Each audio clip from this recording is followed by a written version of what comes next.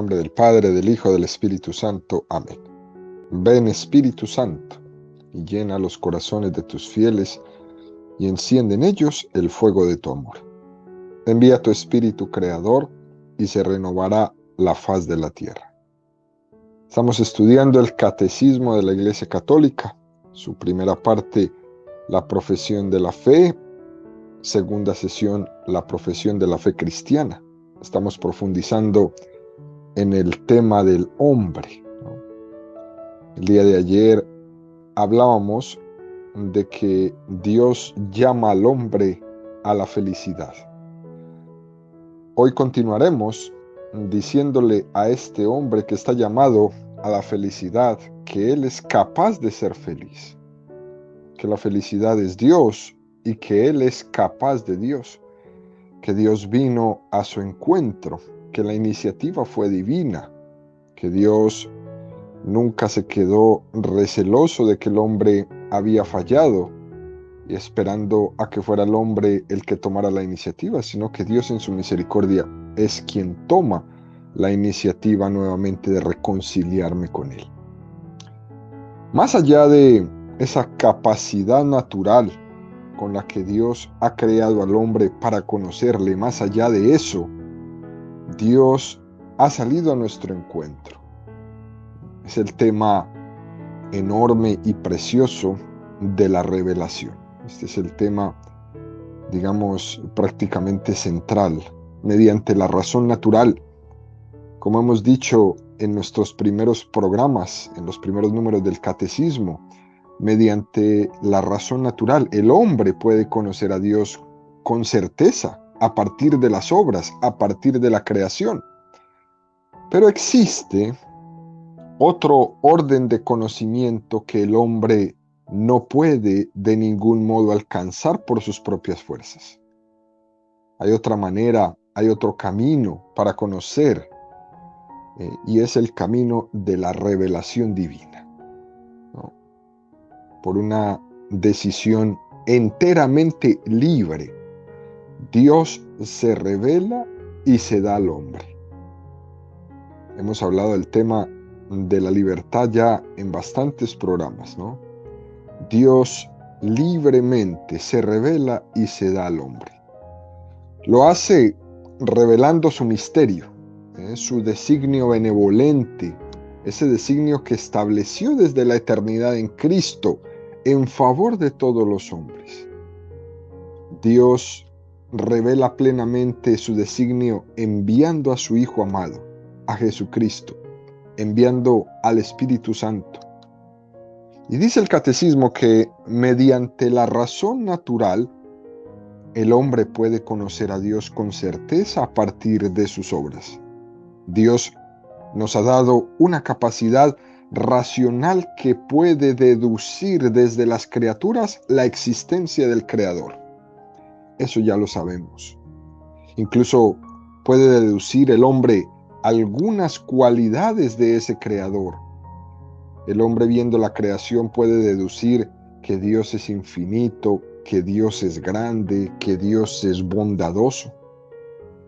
Pero el Concilio Vaticano I hace una definición de una distinción que hay que aprender a diferenciar claramente, queridos amigos, entre lo que es una religiosidad natural y una religiosidad revelada.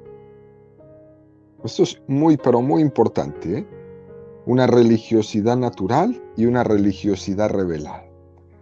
Una religiosidad natural es aquella de la que parte el hombre como iniciativa, como una respuesta de ese propósito de cómo acceder a Dios. Una religiosidad natural es aquella de la que parte del hombre. Y esto es muy, pero muy interesante, porque lo encontramos en todos los hombres. Unos han puesto piedras, otros han puesto imágenes, otros han nombrado dioses a los astros, han nombrado dioses determinados animales, Y cada uno de los hombres en la historia de la humanidad ha hecho una especie de desarrollo de una religiosidad natural que le sale sola, a la cual le va dando forma y le va dando forma a esa religiosidad que tiene naturalmente el hombre por medio del establecimiento de sus ritos, ¿no? Por ejemplo, uno de los ritos más interesantes donde uno sabe que el hombre es profundamente religioso desde su creación es, por ejemplo, la manera como entierra a sus muertos. Siempre han enterrado a sus muertos y siempre lo han hecho de una manera organizada, de una manera solemne. Normalmente los seres humanos no tomamos los difuntos y los tiramos por ahí en la calle. Hay un ritual en toda cultura para enterrar a los difuntos. Muestra el hombre, con este pequeño dato, su religiosidad natural. Ha existido esta religiosidad natural donde el hombre imagina, donde el hombre inventa, donde el hombre deduce cuál puede ser su relación con Dios. Y también él mismo da origen a estos ritos, a estos modos de cómo relacionarse con Dios, unos caminos de comunión con Dios, cualquiera que fuera el Dios, esa religiosidad natural que parte del hombre para intentar llegar a Dios. Pero hay otra religiosidad que es esencialmente diferente, que es la religiosidad revelada, la que es sobrenatural, que no tiene en nuestra iniciativa el punto de partida, sino que el punto de partida es Dios. Dios es el punto de partida. Por eso el catecismo nos dice que existe otro orden de conocimiento que el hombre no puede de ningún modo alcanzar por sus propias fuerzas, y es el de la revelación divina. Por una decisión enteramente libre, Dios se revela y se da al hombre. ¿Lo hace cómo? Bueno, lo hace revelando su misterio. Lo hace revelando su designio benevolente, aquello que Él estableció desde la eternidad en favor nuestro. Revela plenamente este designio enviando a su Hijo. Por tanto, hay dos órdenes de conocimiento que lógicamente no se excluyen uno al otro. No vamos a decir, preferimos el del hombre o preferimos el de la revelación. No, no se excluyen el uno al otro. Y el conocimiento natural no excluye el sobrenatural, ni el sobrenatural excluye el conocimiento natural. Son dos cosas completamente complementarias. Una no excluye la otra, pero sin lugar a duda, la segunda, la sobrenatural, la de la revelación divina, supera ampliamente a la primera, ¿no? Somos conscientes de qué es lo que supone la revelación de Dios. Somos también conscientes de qué es lo que supone que esta revelación Dios nos la ha dado gratis. Y eso ponderará muchísimo el sentido de gratitud para nosotros poder entender qué es esto tan maravilloso que Dios ha hecho con nosotros de revelarnos su nombre. El que es consciente de esta revelación es alguien que tiene hambre y sed de la palabra de Dios. La revelación de Dios es consecuencia de una decisión libre y amorosa. Amorosa, que quiere decir por amor, y libre, que quiere decir que no es debida, sino que es gratuita. Dios no tenía que, sino que lo hace gratis. Por lo tanto, amorosa por amor y libre gratis.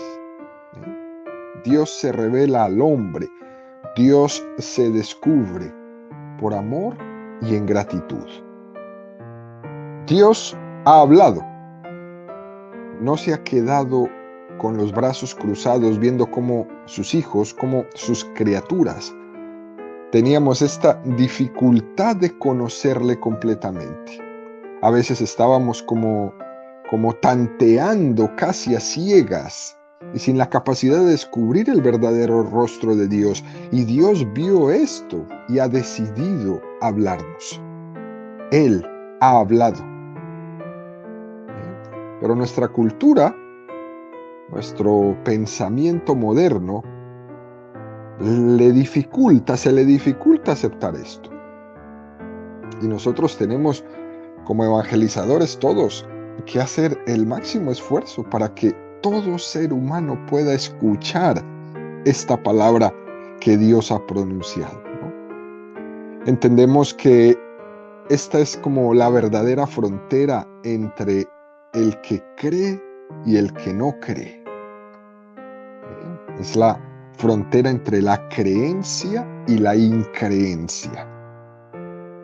Así como en el momento en el que esta ideología marxista estaba muy en el candelero, como que parecía que la frontera era la afirmación de la existencia o no existencia de Dios, ¿no?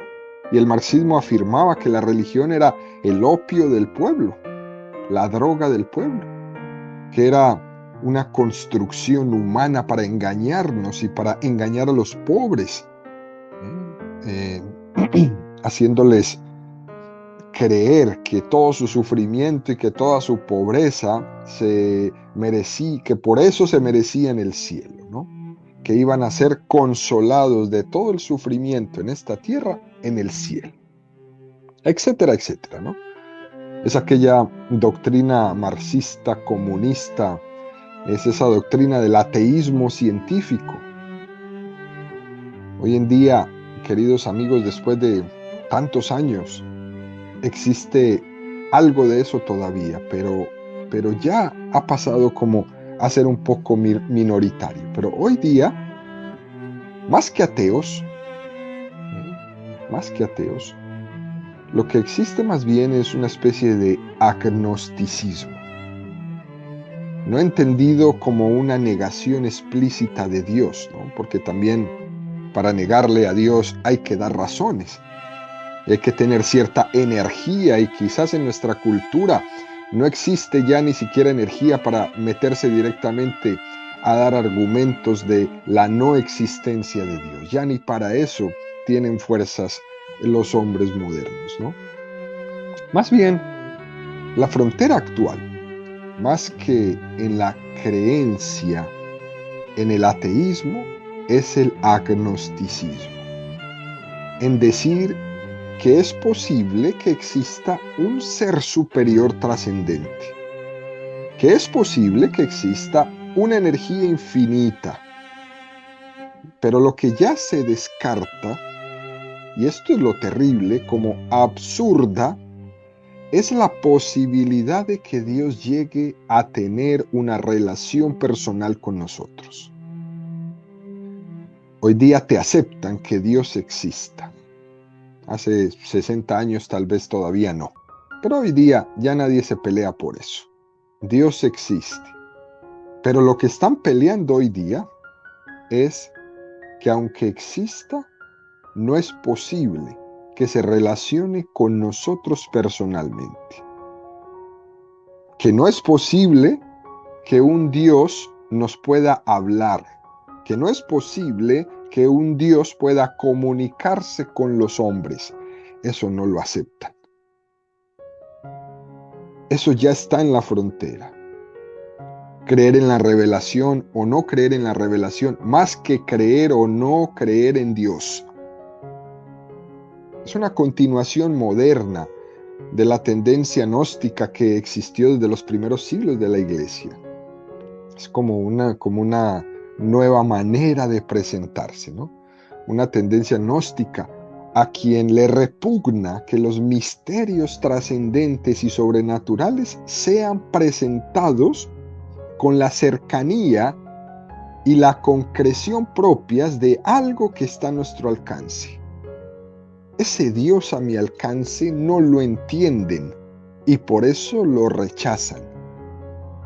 Este gnosticismo moderno viene a decir que la revelación, eso de que Dios nos habla y nos muestra el camino y nos enseña los mandamientos y nos da unos sacramentos para hablar con Él y para llegar a Él, sería un recurso de puros ignorantes que necesitan ver y palpar y poner velitas a los santos. Y bueno, pues esto lo habrás escuchado tantísimas veces de uno y de otro, ¿no? Ustedes que le ponen velas a los santos, ustedes que le ponen velas a Jesús, bueno, para ellos nosotros somos unos ignorantes que necesitamos ver, palpar, poner velitas para tener una relación con Dios. Y nos ridiculizan de esta manera, ¿no? Porque ellos son incapaces de pensar y de abstraer. Nos ridiculizan. Es curioso que se acusa incluso a nuestra religión, al catolicismo. Se acusa de que la religión está constriñendo la divinidad en un mensaje revelado. Y se pretende, según sus esquemas ideológicos racionalistas, decir lo que Dios puede hacer o no puede hacer. Y lo que ellos pretenden es construir un Dios a su medida. Y es que usted puede o pretende limitar la libertad de Dios. Es que si Dios es amor, Él no puede hablarnos. Porque usted lo diga, ya no nos va a hablar. Porque le parezca que es cosa de gente ignorante lo que hacemos los que creemos, entonces ya Dios deja de existir. Tendríamos que decirle a estas corrientes posmodernas que le permitan a Dios ser Dios. Porque se están esforzando demasiado en no dejar a Dios ser Dios. ¿Sí? Además que tienen una fuerte dificultad de comprender la dinámica del amor. Porque el amor tiende siempre a comunicarse. El amor tiende siempre a darse. El amor no se puede ocultar. No se puede meter debajo de la cama. Y para este tipo de personas, el que Dios ame les rompe el esquema. El que Dios se pueda entregar por amor les rompe el esquema. Ellos no creen en el amor. Para ellos el amor es algo de usar a las personas y ya. Úsese y tírese. Todos somos desechables para la cultura moderna. Ya no me sirves, te desecho. Triste. Pero para entender por qué Dios se ha revelado, por qué Dios nos ha hablado, pues es igual que hay que ser un poco padre para entender esto. Hay que ser un poco madre para entender esto.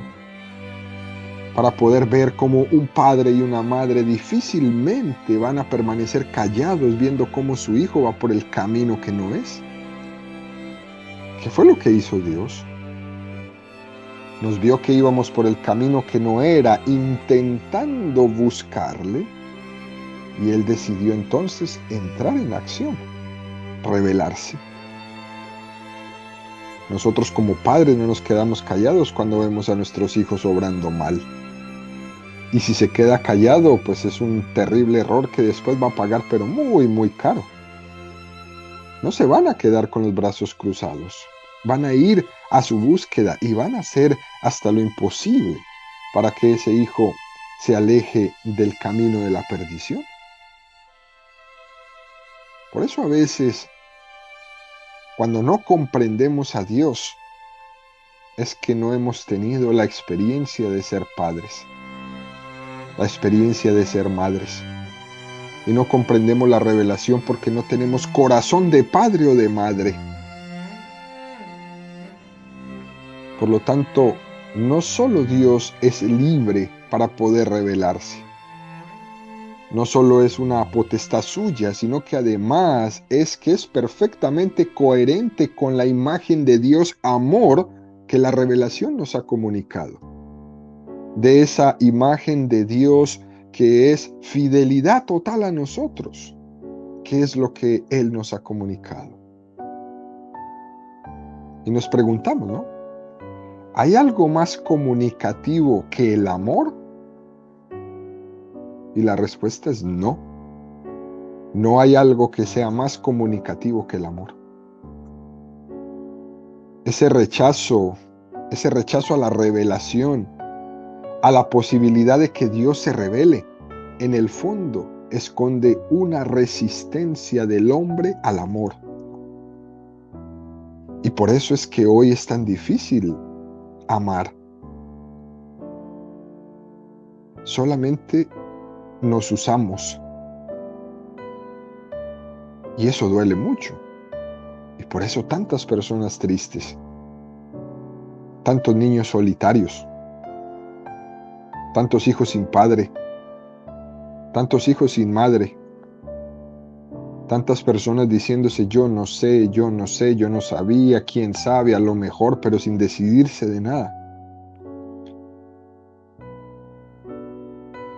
En el fondo, todo esto que nos sucede hoy día es que nos estamos resistiendo al amor. Es la desconfianza hacia lo que Dios quiere decirnos, hacia los caminos que Él nos quiere trazar. Es la desconfianza a que Él me puede amar.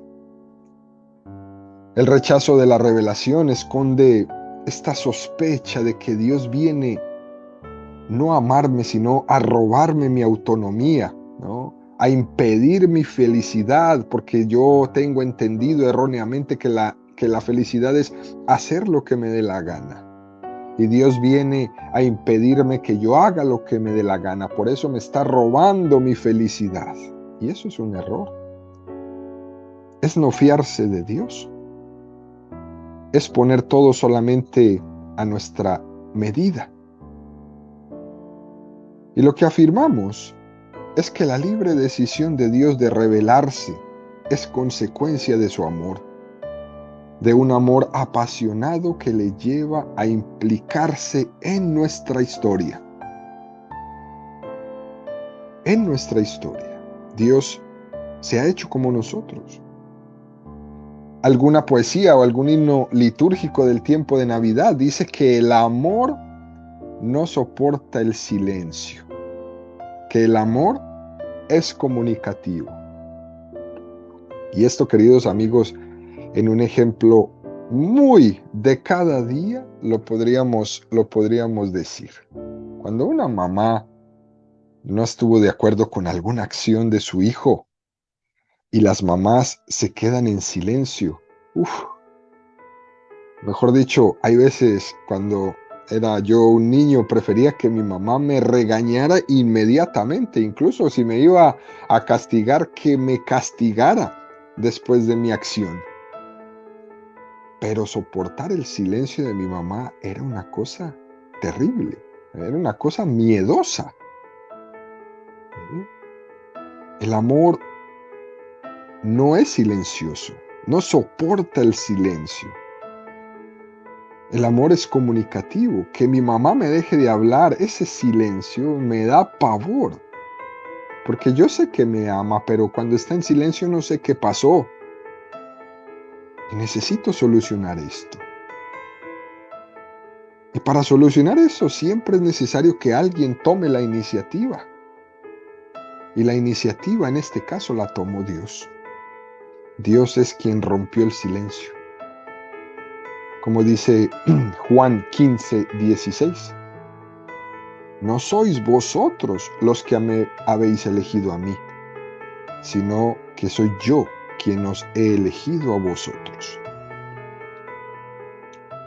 En resumen, queridos amigos, ¿no? La revelación es posible porque Dios es libre y Dios es infinitamente misericordioso.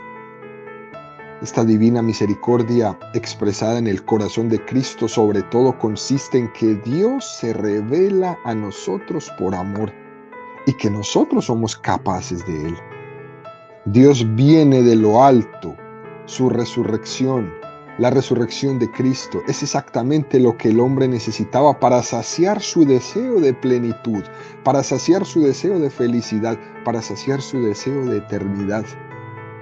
Dios se ha revelado y lo hace revelando su misterio, su designio benevolente, aquello que estableció desde la eternidad en Jesús en favor de los hombres. Cuando se revela, Dios es amor. Dios se ha revelado en el amor, pero aún sigue siendo un misterio. ¿Qué quiere decir?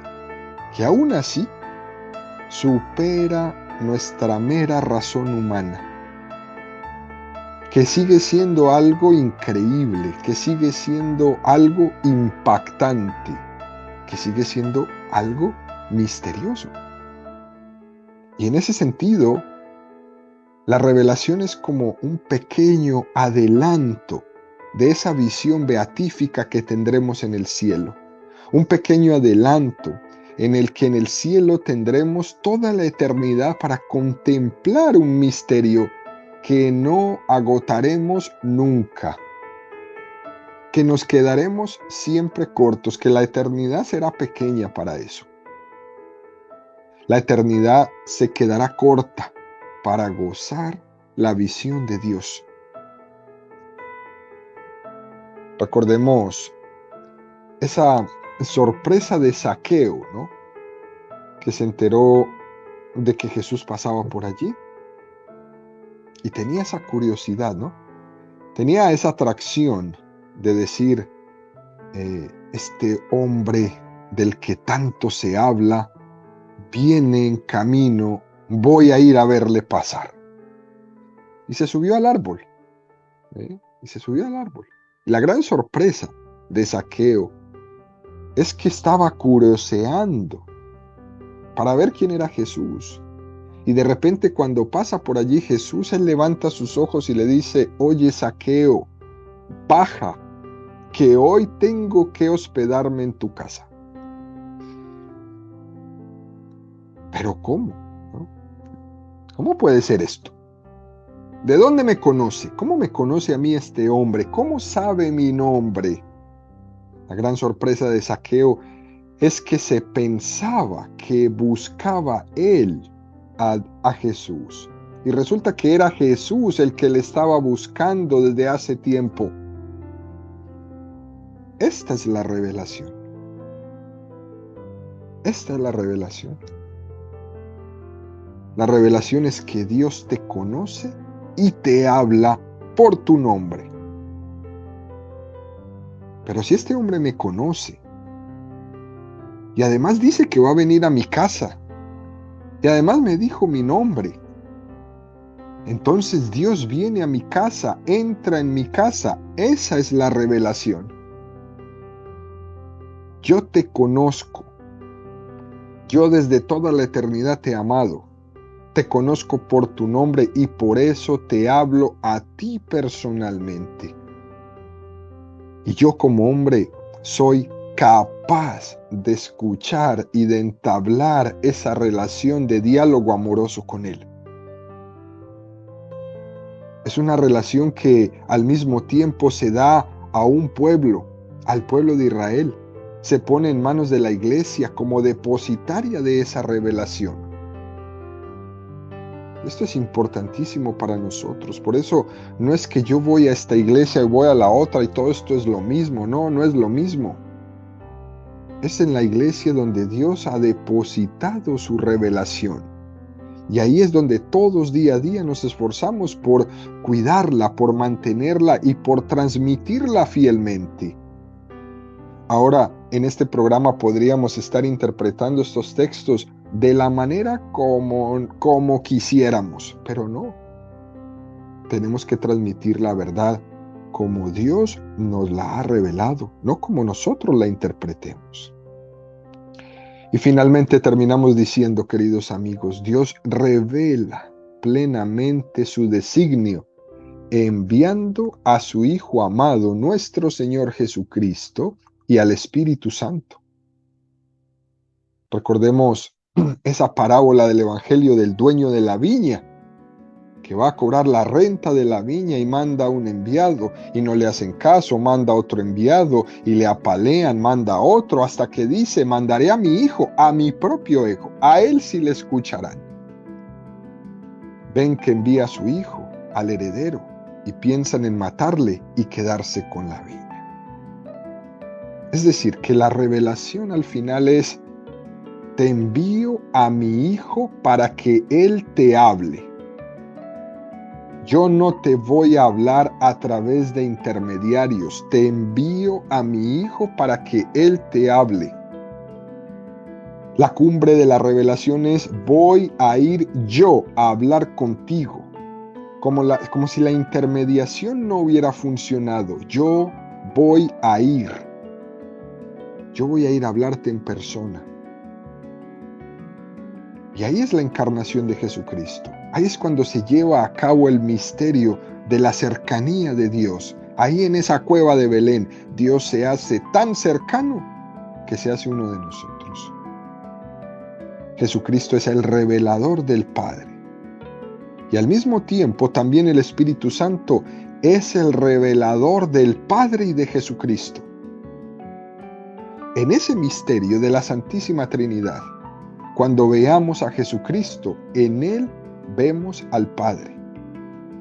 Así como dice el Evangelio de San Juan, nadie ha visto al Padre, pero quien ha visto al Hijo, ha visto al Padre. Y lo mismo diríamos del Espíritu Santo, que es el que en este momento actualiza la presencia de Jesucristo a través de los sacramentos en la vida de la Iglesia. No en el protestantismo, en la vida de la Iglesia. Es el Espíritu Santo el que actualiza la presencia de Jesucristo. No hay Eucaristía en el mundo protestante. La Eucaristía está en la Santa Iglesia Católica y ahí es donde recibimos la gracia por acción del Espíritu Santo. Quien ha recibido al Espíritu Santo ha visto al Hijo y quien ha visto al Hijo ha visto al Padre. Por lo tanto, queridos amigos, es como una cadena de revelación una tras otra. Abramos nuestros corazones para recibir esta revelación de Dios que nos ama, que nos ha enviado a su Hijo y al Espíritu Santo para santificarnos.